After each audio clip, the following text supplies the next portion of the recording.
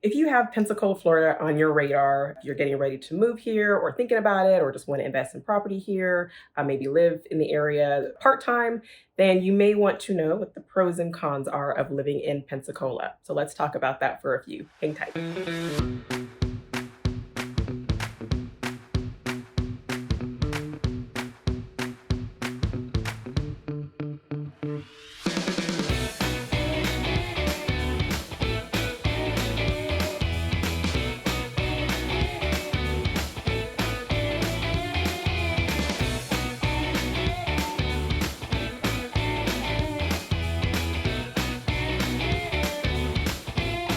Hey everyone, I'm Stephanie Bueno with the Whittemore Group at LPT Realty, right here on the beautiful Emerald Coast. If you haven't done so already, please make sure you hit that subscribe button and tap on that bell just so you don't miss out on all the information that we give you about this area, specifically the Destin-Fort Walton Beach area, and of course the entire panhandle, such as Pensacola all the way through Panama City. We do like to help as many people as we can, including you. So if you have any questions or just want to know more about the area, whether you're getting ready to move here or invest in property here, feel free to reach out to us here at the Whittemore Group. We'd love to help you out. Just give us a phone call, text, or email, and we will be more than happy to assist you with your needs. All right, so living in Pensacola, what are the pros and cons? Let me go ahead and start with the pros. So first, there is affordable living. According to some of the stats that I was able to pull, the average sales price for a 3-bedroom, 2-bathroom home in Pensacola during the last quarter of 2022 is $321,777. It's not the cheapest, but it's also not insane either. So most people are saying it is affordable. That might be why they chose to live in the Pensacola area compared to maybe Miramar Beach or 30A, Panama City. They just felt like Pensacola had a better price range and the area just more so fit their needs or their family's needs. There's also another pro is that you have great access to the beach, especially Pensacola Beach. You can either relax on the beach or enjoy the water sports such as water skiing, jet skiing, or go on certain sunset cruises, charters, where you can not necessarily go out in the Gulf. You can fish out in the bay as well. So if you like fishing, of course, the Panhandle is an awesome place for fishing anyway, but Pensacola definitely will provide you with great fishing opportunities. Another pro of living in Pensacola is that there are great employment opportunities. So whether you have a specific set of skills or you have no formal training whatsoever, there's something out there for everyone. Whether if it's construction, electricians, HVAC techs, healthcare, hospitality, retail, or food service, there is something out there for everyone. There's lots of businesses in need of extra hands. Now, when I say construction or electricians, HVAC techs, of course, there's, especially being in real estate, we're going to come across a lot of buyers and sellers that are going to need these services if they're getting ready to buy or sell. Things need to get done, repaired before a homeowner can even sell. So that's definitely a great line of work if you are good with your hands and of course, know what you're doing. If you are good with construction, you can help remodel a lot of homes. Lots of handymen are definitely something that a lot of people are looking for. Someone that does a great job with bathroom remodels, kitchen remodels, even the exterior of a home, replacing sidings, working on roofs. Again, electricians make a great amount of money as well. We all know they are not cheap.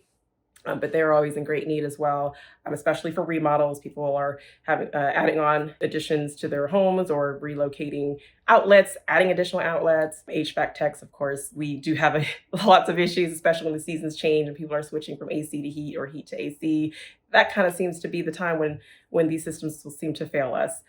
So that really keeps HVAC techs busy on the go. In hospitality, there's there's a great area to visit. So there's lots of hotels and condos. So if you want to work in a hotel at front desk or maybe housekeeping, management, food service, there's opportunities there as well. And again, there's lots of restaurants and retail be able to work in. Now, even if you're living in Pace or Milton or Gulf Breeze surrounding Pensacola, you're going to want to kind of find your way into Pensacola anyway for more options as far as shopping and probably even dining as well. Another pro with living in Pensacola is that there are tons of fun events throughout the year, especially downtown.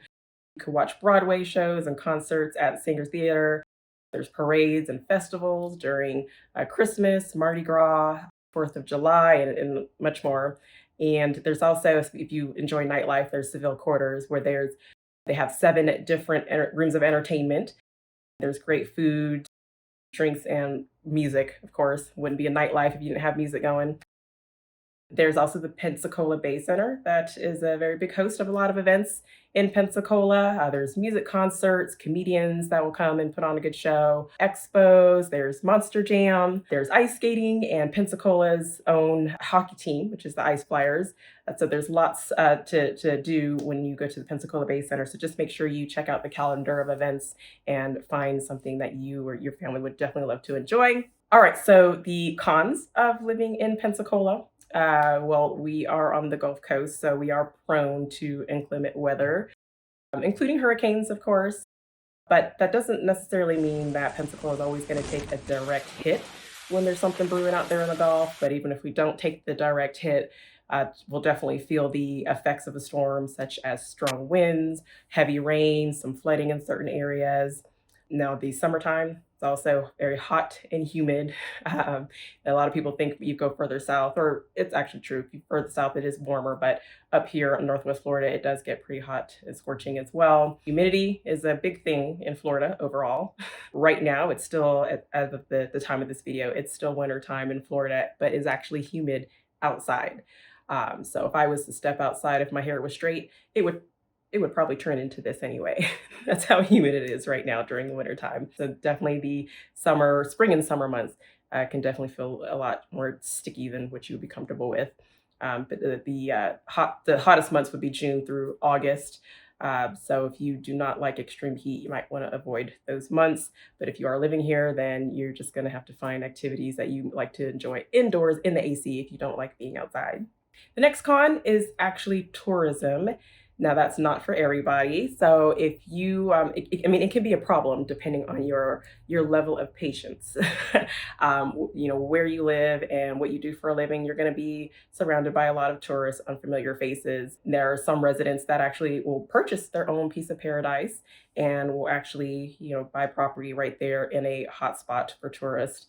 So of course, they're going to definitely know what they're getting themselves into. But if you do not like to be around all the tourists and people visiting the area, then you may want to make sure you do the research in the neighborhoods, find something that has a lot less traffic for the unfamiliar faces. Now, if you live or work in a hot spot with the tourist, then you're going to run into a much bigger crowd during the peak season, which would usually be, between spring break and sometime after Labor Day in September.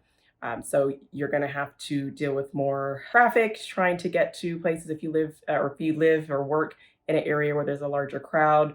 So you're just going to have to plan accordingly during certain times of the year to make sure you get to where you need to go in time. If you work in the entertainment or food or hospitality services, then you can expect to be very busy during the tourist season, maybe June, July, August, summer months, when people tend to visit more. You definitely have your days your shifts would go by very quickly because you're just going to stay busy, making sure that you keep everyone happy, everyone that's coming to visit the area. Another con is that the area of Pensacola seems to be getting a little overpopulated from what people are saying, people that live there, especially after Hurricane Katrina, destroyed many areas around the Gulf Coast and forcing displaced families to relocate. Many of them came to the Pensacola area. So there's a lot of people that are relocating to the area because they're military. There's a military base out in Pensacola.